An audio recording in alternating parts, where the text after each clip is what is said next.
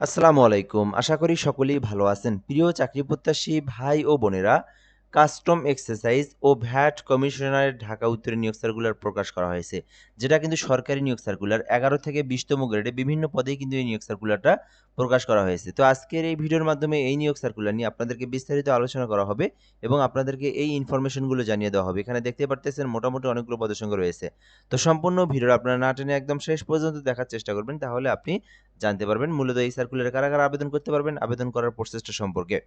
আরেকটা বিষয় আপনাদেরকে বলে রাখি যেটা খুবই গুরুত্বপূর্ণ একটা বিষয় সেটা হচ্ছে যারা ভিডিওটা আমাদের ফেসবুক পেজ থেকে দেখতেছেন, যদি আপনি নতুন হয়ে থাকেন তাহলে অবশ্যই ফলো করে রেখে দিবেন। আর যদি আপনি ইউটিউব থেকে দেখে থাকেন এএমআর রায়হান হাসান এই চ্যানেল থেকে অবশ্যই সাবস্ক্রাইব করে রাখবেন। তাহলে কিন্তু বাংলাদেশের সকল নিয়োগ সার্কুলার আপনি এই চ্যানেল এবং এই পেজের মাধ্যমেই জেনে নিতে পারবেন।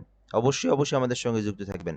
অর্থ মন্ত্রণালয় অভ্যন্তরীণ সম্পদ বিভাগ শুল্ক এক শাখার স্মারকের পরীক্ষিত এখানে স্মারক নম্বর দেওয়া রয়েছে, দেখে নিতে পারেন।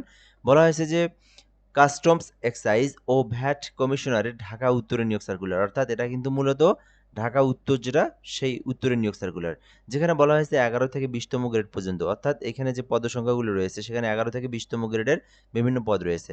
আর একেবারেই সরকারি স্থায়ী রাজস্ব খাতভুক্ত নিয়োগ সার্কুলার, যেখানে বলা হয়েছে যে ঢাকা জেলার স্থায়ী বাসিন্দা যারা রয়েছেন তারা আবেদন করতে পারবেন। মানে এই সার্কুলারে কিন্তু বাংলাদেশের ৬৪ জেলার প্রার্থী আবেদন করতে পারবেন না, শুধু ঢাকা জেলার স্থায়ী। যেহেতু ঢাকা সার্কুলার এগুলো কিন্তু জেলা পর্যায়ের হয়ে থাকে, বিভিন্ন জেলা সার্কুলার মানে বিভিন্ন জেলার সার্কুলার কিন্তু অলরেডি দেওয়া হয়েছে, জেলা ভিত্তিক দেওয়া হয়ে থাকে। যেহেতু ঢাকা জেলার বর্তমানে দিয়েছে, সেক্ষেত্রে এই সার্কুলারে শুধুমাত্র ঢাকা জেলার প্রার্থীরাই আবেদন করতে পারবেন। ছেলে-মেয়ে উভয় প্রার্থীরাই আবেদন করতে পারবেন। আর আবেদনের জন্য লিঙ্ক দেখতে পারতেছেন ঢাকা-ভ্যাট-টেলিটক.com/বিডি, মূলত এই লিঙ্কে প্রবেশ করে আপনারা আবেদনটি করবেন।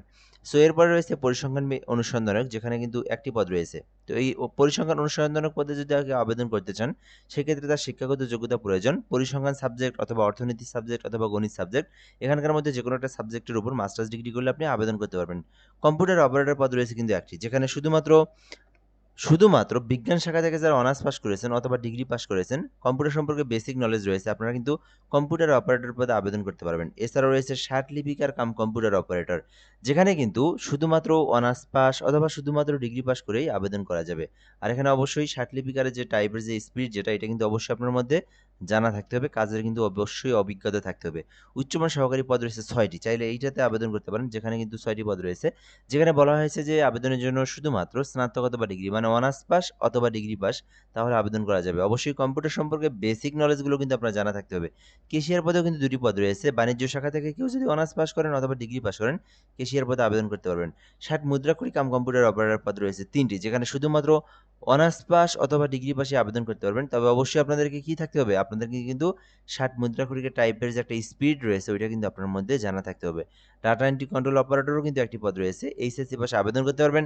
ডেসপাস রাইডার পদ রয়েছে একটি, যেখানে শুধুমাত্র এইচএসসি পাস করে মানে উচ্চ মাধ্যমিক পাস করে আবেদন করতে পারবেন। ফটোকপি অপারেটর রয়েছে ৪টি, যেখানে শুধুমাত্র এইচএসসি পাস করে আবেদন করতে পারবেন। তো মোটামুটি বড় একটি পদের সঙ্গে বলা চলে। তো আপনার শিক্ষাগত যোগ্যতা অনুযায়ী আপনি এই নিয়োগ সার্কুলারের মধ্যে যে পদেই চান না কেন সেই পদে আবেদন করতে পারবেন।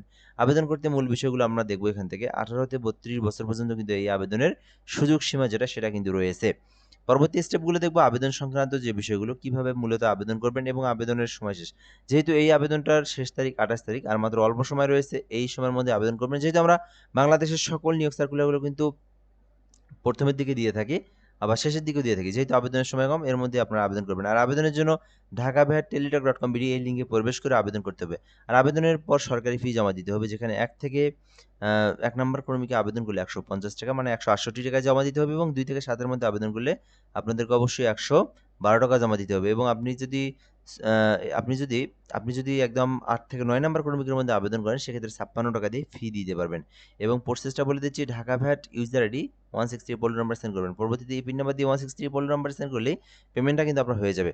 সো আশা করি এই নিয়োগ সার্কুলার নিয়ে সকল ধরনের তথ্য আপনারা জানতে পেরেছেন। আরও যদি কোনো কিছু আপনার জানার থেকে থাকে কমেন্টে বলতে পারেন, রিপ্লাই দিয়ে জানিয়ে দেওয়া হবে ইনশাআল্লাহ। ভালো থাকবেন। আসসালামু আলাইকুম।